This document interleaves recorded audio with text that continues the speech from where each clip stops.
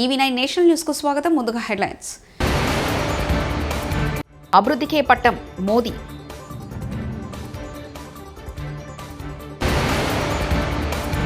ఉమ్మడి రాష్ట్రం నాటి నిర్బంధాలు మళ్లీ వచ్చాయి. కేటీఆర్.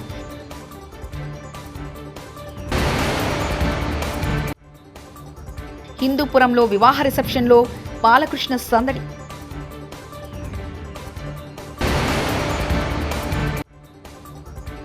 ప్రపంచంలో అతిపెద్ద పెన్ను శిల్పారామంలో ప్రదర్శన. తాజా ఎన్నికల్లో ప్రజలు అభివృద్ధికే పట్టం కట్టారని ప్రధాని మోదీ అన్నారు. అబద్ధాలు, వంచన రాజకీయాలకు పాల్పడిన కాంగ్రెస్ దాని మిత్రపక్షాలను ఓడించారని చెప్పారు. శనివారం రాత్రి ఢిల్లీలోని బీజేపీ ప్రధాన కార్యాలయంలో ఏర్పాటు చేసిన విజయోత్సవ సభలో మోదీ ప్రసంగించారు. మహారాష్ట్ర అన్ని రికార్డులను బ్రేక్ చేసిందన్నారు. గడిచిన 50 ఏళ్లలో ఏ పార్టీ కానీ ఎన్నికల ముందు ఏర్పాటైన కూటమి కానీ ఇంతటి ఘన విజయం సాధించలేదని చెప్పారు.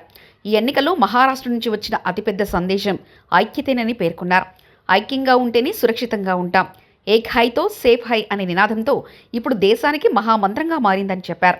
కులం, మతం ఆధారంగా దేశాన్ని విభజించాలని కోరుకున్న వారికి ప్రజలు బుద్ధి చెప్పారన్నారు. అన్ని వర్గాల ప్రజలు బీజేపీకి ఓటేశారని మోదీ చెప్పారు. కాంగ్రెస్ పార్టీ అధికారం కోసం కులతత్వం అనే విషయాన్ని వ్యాపింపజేస్తుందని మండిపడ్డారు. संविधान सभा में जो डिबेट की थी उसमें भी इसके बारे में बहुत विस्तार से चर्चा हुई थी, लेकिन कांग्रेस के इस परिवार ने झूठे सेक्युलरिज्म के नाम पर उस महान परंपरा को तबाह करके रख दिया है. कांग्रेस ने तुष्टीकरण का जो बीज बोया वो संविधान निर्माताओं के साथ बहुत बड़ा विश्वासघात है, और ये विश्वासघात मैं बहुत जिम्मेवारी के साथ बोल रहा हूं. संविधान के साथ इस परिवार का विश्वासघात है. दशकों तक कांग्रेस ने देश में यही खेल खेला. कांग्रेस ने तुष्टीकरण के लिए कानून बनाए, सुप्रीम कोर्ट के आदेश तक की परवाह नहीं की. इसका एक उदाहरण वक्फ बोर्ड है. రేవంత్ రెడ్డికి అబద్ధం ఆడడానికి సిగ్గుండాలి. లగచర్లలో అది ఫార్మాసిటీ కాదు, ఇండస్ట్రియల్ కారిడార్ అని రేవంత్ రెడ్డి మాట మార్చిండు. జూలై 2024లో నీ ప్రభుత్వం లగచర్లో ఫార్మాసిటీ ఏర్పాటు చేస్తూ గెజిట్ ఇచ్చింది.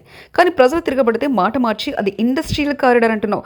ముందు గెజిట్ నోటిఫికేషన్ రద్దు చేయి, మళ్ళీ ఇండస్ట్రియల్ కారిడార్ పెడుతున్నట్లు కొత్త గెజిట్ నోటిఫికేషన్ ఇవ్వు అంటూ హరీష్ రావు వ్యాఖ్యానించారు. 24 నాడు లగిచెర్ల ప్రాంతంలో ఫార్మాసిటీ ఏర్పాటు చేస్తూ నీ ప్రభుత్వం గెజిట్ ఇచ్చింది. నువ్వేమో ప్రజలు తిరగబడితే ఇప్పుడు మెల్లగా మాట మార్చి లేలే అది ఇండస్ట్రియల్ ఎస్టేట్ అని మాట్లాడుతున్నావు. నువ్వు చూసుకో ఒకసారి, నువ్వు ఇచ్చిన గెజిట్ 19 జూలై 2024 నాడు ఫార్మాసిటీ ఏర్పాటు చేస్తున్నట్టు నువ్వు గెజిట్ ఇచ్చినావు.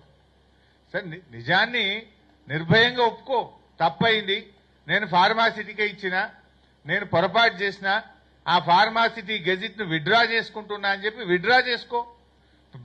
తప్పును బహిరంగంగా ఒప్పుకుంటే ప్రజలు క్షమిస్తారు, బుకాయిస్తే ప్రజలు క్షమించరు. నువ్వు బుకాయించే ప్రయత్నం చేస్తున్నావు. 19th జూలై 2024 నాడు ఫార్మాసిటీ ఏర్పాటు చేస్తూ నువ్వు గెజిట్ నోటిఫికేషన్ ఇచ్చినావు. దాన్ని రద్దు చేయి, ఫస్ట్ దాన్ని విత్డ్రా చేసుకో. అది ఇండస్ట్రియల్ ఎస్టేట్ గా మళ్ళీ కొత్త గెజిట్ నోటిఫికేషన్ ఇస్తేనే అది ప్రజలు నమ్మేటువంటి అవకాశం ఉంటుంది. అయినా అక్కడ ప్రజలు ఏమంటున్నారు, అసలు నీ నియోజకవర్గంలో నిన్ను ఓటేసి గెలిపించిన ప్రజలతో మాట్లాడడానికి నీకు ఎందుకు అంత భయం? వెళ్ళు, ఆ గ్రామానికి వెళ్ళు, ఆ ప్రజలతో కూర్చో, ఆ ప్రజలతో కూర్చొని మాట్లాడు. పోలీసులను హంగు ఆర్భాటాలు లేకుండా ఆ ప్రజల దగ్గరికి వెళ్ళు, ఆ ప్రజలతో కూర్చొని మాట్లాడి వాళ్ళ సమస్యని పరిష్కరించు. కానీ పోలీసులను ఉపయోగించు, అక్రమ కేసులు పెట్టో నువ్వు బెదిరిస్తే నడవదు. బీఆర్ఎస్ వర్కింగ్ ప్రెసిడెంట్ మాజీ మంత్రి కేటీఆర్ కాంగ్రెస్ ప్రభుత్వంపై తీవ్ర స్థాయిలో విమర్శలు గుప్పించారు. ఈ సందర్భంగా ఆదివారం అయిన తెలంగాణ భవన్లో మీడియాతో మాట్లాడుతూ నవంబర్ 29న ఘనంగా దీక్షా దివస్ నిర్వహించాలని పార్టీ శ్రేణులకు పిలుపునిచ్చారు. రేవంత్ రెడ్డి పాలనలో ఉమ్మడి రాష్ట్రం నాటి నిర్బంధాలు మళ్లీ వచ్చాయన్నారు. కేసీఆర్ స్ఫూర్తితో కాంగ్రెస్ కబంధ హస్తాల నుంచి తెలంగాణ ప్రజలను కాపాడుకుంటామని తెలిపారు. సచ్చుడో తెలంగాణ వచ్చుడో అని తెగువను ప్రదర్శించిన నాయకుడికి అండగా నిలబడి దేశ రాజకీయ వ్యవస్థనే కాశ్మీర్ నుంచి కన్యాకుమారి దాకా కదిలించిన ఒక సందర్భం దీక్షా దివస్.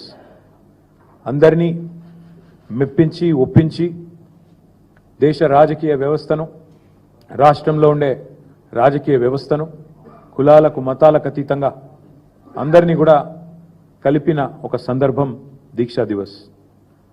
నాటి సమైక్య రాష్ట్రంలో అప్పుడున్న కాంగ్రెస్ పరిపాలనలో తెలంగాణలోని ప్రతి వర్గం, ప్రతి మనిషి బతుకు ఛిద్రమైపోయిన పరిస్థితి. మళ్ళీ ఈరోజు ఆ పరిస్థితులు తిరిగి కనబడతా ఉన్నాయి. అదే నిర్బంధం, అదే అణిచివేత, అవే దుర్భర పరిస్థితులు, అవే ఆందోళనకరమైన నేపథ్యం మళ్ళీ ఒకసారి కాంగ్రెస్ ప్రభుత్వం రాగానే కనబడతా ఉన్నది.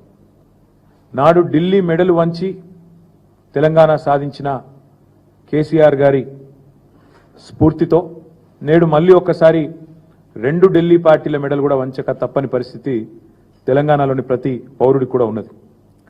కాంగ్రెస్కు అధికారం ఇస్తే తిరిగి తెలంగాణలో బతుకు అంధకారమయమైపోయిన పరిస్థితి అనే మాట ఈరోజు ఒక వర్గం కాదు, గ్రామీణ ప్రాంతాల్లోని రైతులను మొదలు పెడితే, పట్టణ ప్రాంతాల్లో ఉండే ఆటో సోదరుల నుంచి మొదలు పెడితే, హైదరాబాద్లో ఉండే నిర్మాణ రంగంలో ఉండే కూలీల దాకా ఇవాళ అట్టడుగు స్థాయి నుంచి సంపన్న వర్గాల దాకా ప్రతి ఒక్కరు కూడా ఇవాళ బాధపడుతున్న రోజు కాంగ్రెస్ ప్రభుత్వంలో తెలంగాణలో కనబడతా ఉంది. అందుకే ఈ దీక్షా దివస్ నుండి స్ఫూర్తి పొంది 15 ఏళ్ల కిందట కేసీఆర్ గారు ఎట్లయితే ఆనాడు తన సంకల్ప బలంతో అందరినీ కూడా ఒప్పించి మెప్పించి అందరినీ కలిపి ఏ రకంగానైతే ముందుకు పోయినామో అదే పద్ధతిలో కాంగ్రెస్ కబంధ హస్తాల నుండి 4 కోట్ల తెలంగాణ ప్రజలను కాపాడుకోవడానికి మరో సంకల్ప దీక్ష కూడా చేపట్టాల్సిన తరుణం ఆసన్నమైంది. ఆనాడైనా ఈనాడైనా ఏనాడైనా తెలంగాణకు పెద్దలు ప్రొఫెసర్ జయశంకర్ గారు ఇప్పుడు చెప్పేది స్వీయ రాజకీయ అస్తిత్వమే శ్రీరామ రక్ష అని చెప్పేది. ఈరోజు కేసీఆర్ గారి రూపంలో ప్రజలు తిరిగి మళ్ళీ ఒక్కసారి కేసీఆర్ గారి నాయకత్వాన్ని, ఆ పాలనను, ఆ పరిస్థితిని ఏదైతే తిరిగి కోరుకుంటా ఉన్నారో దానికోసం అందరం కూడా మా పార్టీ శ్రేణులు ఉద్యుక్తులై కలిసికట్టుగా ముందుకు పోవాల్సిన సందర్భం. 29 నవంబర్ మా అన్ని జిల్లా పార్టీ కార్యాలయాల్లో పెద్ద ఎత్తున దీక్షా దివస్ కార్యక్రమాన్ని నిర్వహించబోతా ఉన్నాం. 33 జిల్లా కేంద్రాలు అంతటా కూడా ఈ కార్యక్రమాన్ని ఘనంగా నిర్వహించాలని చెప్పి నిన్న కొంతమంది సీనియర్ నాయకులందరం కూడా సమావేశమైనాం. కేసీఆర్ గారి నాయకత్వం ఉద్యమంలో కానీ అదేవిధంగా పరిపాలనలో కానీ ఏదైతే ఒక చెరగని ముద్ర వేసిందో దాన్ని మళ్ళీ గుర్తు చేసుకుంటూ అక్కడి నుంచి స్ఫూర్తి పొంది మళ్ళొక్కసారి 2 జాతీయ పార్టీలకు బుద్ధి చెప్పే విధంగా కదం తొక్కుతాం. 29 నవంబర్ నాడు దీక్షా దివస్తో తెలంగాణ వ్యాప్తంగా మా పార్టీ శ్రేణులు ఎక్కడికక్కడ కదం తొక్కాలని చెప్పి కూడా విజ్ఞప్తి చేస్తూ ఈ కార్యక్రమానికి అన్ని జిల్లాలకు కూడా సీనియర్ నాయకులను ఇన్ఛార్జీలుగా నియమిస్తా ఉన్నాం. ఎమ్మెల్సీలు ఉన్నారు, మాజీ ఎంపీలు ఉన్నారు, కొంతమంది ప్రస్తుత ఎంపీలు, సీనియర్ నాయకులు ఎవరెవరైతే ఉన్నారో వారందరి లిస్టు కూడా మీకు అందజేస్తాం. వారందరినీ ఇన్ఛార్జీలుగా నియమిస్తా ఉన్నాం. వారు 26 తారీఖు నాడు ప్రతి జిల్లాలో కూడా జిల్లా ముఖ్య నాయకులు, కార్యకర్తలతో అన్ని జిల్లాల్లో కూడా సమావేశాలు నిర్వహించడం జరుగుతుంది.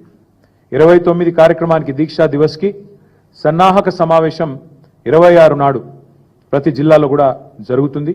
దాని తదనంతరం 27, 28 కార్యక్రమాలు కూడా చేసుకొని 29 నాడు దీక్షా దివస్ని ఘనంగా నిర్వహించబోతా ఉన్నాం.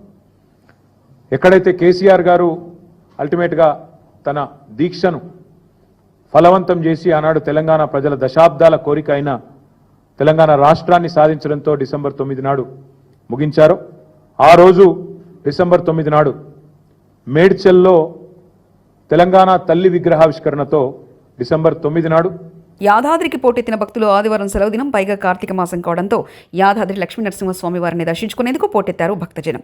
స్వామివారి ఉచిత దర్శనానికి దాదాపు 2 గంటల సమయం పట్టింది.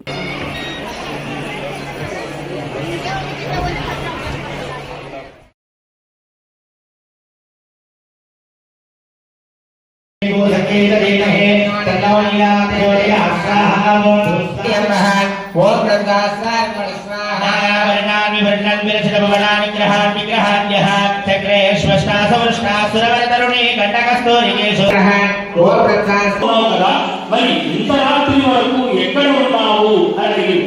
అప్పుడు కళావతి అంటుంది, అమ్మా ఒక బ్రాహ్మణిలో సత్యనారాయణ స్వామి వ్రతం జరుగుతూ ఉంటే అక్కడే ఉన్నాను, స్వామి వారి కథ విన్నాను, ప్రసాదం కూడా తీసుకొని ఇప్పుడే వస్తున్నాను అని చెప్పారు.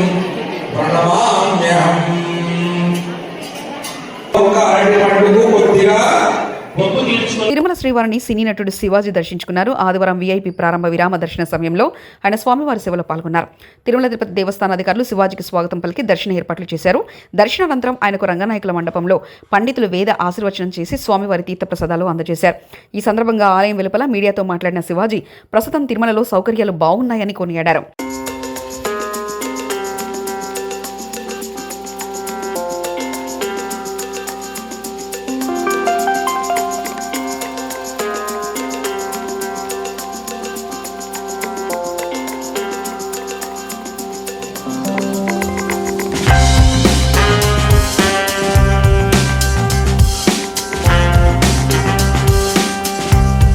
ప్రత్యక్ష దైవం శ్రీ వెంకటేశ్వర స్వామి వారిని కొలవటానికి, వారిని దర్శనం చేసుకోవడానికి వచ్చాను. చాలా ఆహ్లాదకరంగా ఉంది. ప్రసాదాలు అన్నీ చాలా చాలా చాలా అద్భుతం. స్వామివారి ప్రసాదం దొరకడం మహాభాగ్యం. అలాంటిది కొత్త పాలక మండలి వచ్చిన తర్వాత కూడా చాలా అద్భుతంగా ఉంది. అంతా బ్రహ్మాండంగా ఉంది. ఓ పద్ధతి ప్రకారం అందరూ సమానం అనే పద్ధతిలో వెళ్తూ ఉంది. ఇది ఇలాగే కొనసాగాలి. ఈ రాష్ట్రం పచ్చగా ఉండాలి, ప్రజలందరూ సంతోషంగా ఉండాలి.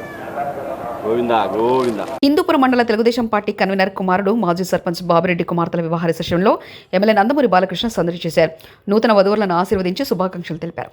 వివాహ వేడుకలకు హాజరైన బాలకృష్ణకు వధువరుల కుటుంబ సభ్యులు, తెలుగుదేశం పార్టీ నాయకులు ఘనంగా స్వాగతం పలికారు.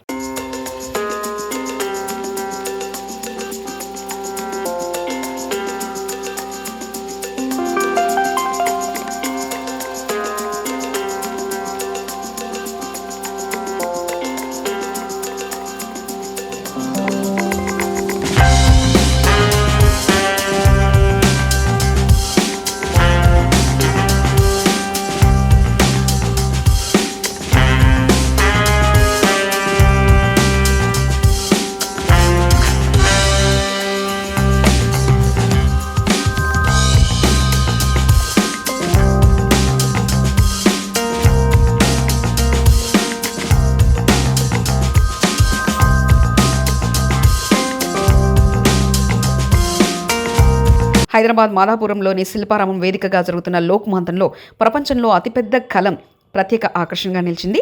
ఈ పెన్నును తిలకించేందుకు కళాప్రియులు తరలివచ్చారు. తమ ఫోన్లలో స్వీయ చిత్రాలు తీసుకుని సందడి చేశారు. నిజామాబాద్కు చెందిన ఎంఎస్ ఆచార్య ఈ పెన్నును రూపొందించారు. దానిపై వివిధ రాష్ట్రాలకు చెందిన కళారూపాలను తీర్చిదిద్దారు. దీన్ని 2019లో రూపొందించగా తయారీకి దాదాపు 448 గంటల సమయం, 4 లక్షల వరకు ఖర్చు చేసినట్లు ఆచార్య తెలిపారు. 2011లో పెన్నును ఆవిష్కరించాక గిన్నిస్ రికార్డుతో పాటు అనేక అవార్డులను సొంతం చేసుకున్నట్లు చెప్పారు. ఈ పెన్నును ప్రధాని మోదీకి అంకితం చేస్తామన్నారు. కార్తీక మాసం ఆదివారం సెలవు దినం కావడంతో భద్రాద్రి రామయ్య సన్నిధిలో భక్తుల రద్దీ పెరిగింది. వివిధ ప్రాంతాల నుంచి వచ్చిన భక్తులు తెల్లవారుజాము నుంచే స్వామివారి దర్శనానికి తరలిరావడంతో ఆలయ ప్రాంగణమంతా కిటకిటలాడింది. ఈ సందర్భంగా ప్రధాన ఆలయంలో లక్ష్మణ సమేత శ్రీ సీతారాముల మూలమూర్తులకు ఆలయ అర్చకులు పంచామృతాలతో అభిషేకం నిర్వహించారు. అనంతరం బంగారు పుష్పలతో అర్చన చేశారు. బేడా మండపం వద్ద సీతారాములో జరుగుతున్న నిత్య కళ్యాణ వేడుకలు దంపతులు అధిక సంఖ్యలో పాల్గొన్నారు. ఉచిత ప్రత్యేక దర్శన క్యూ లైన్లు భక్తులతో రద్దీగా మారాయి.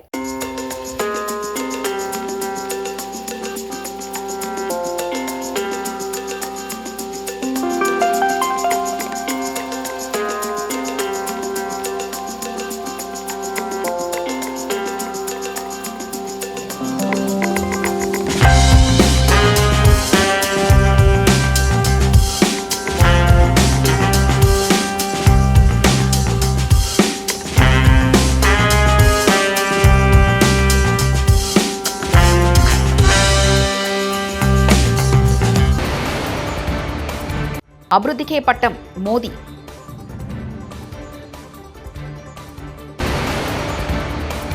ఉమ్మడి రాష్ట్రం నాటి నిర్బంధాలు మళ్లీ వచ్చాయి. కేటీఆర్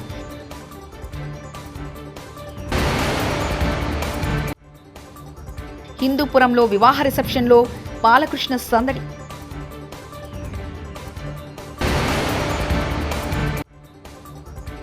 ప్రపంచ ప్రపంచంలో అతిపెద్ద పెన్ను శిల్పారామంలో ప్రదర్శన.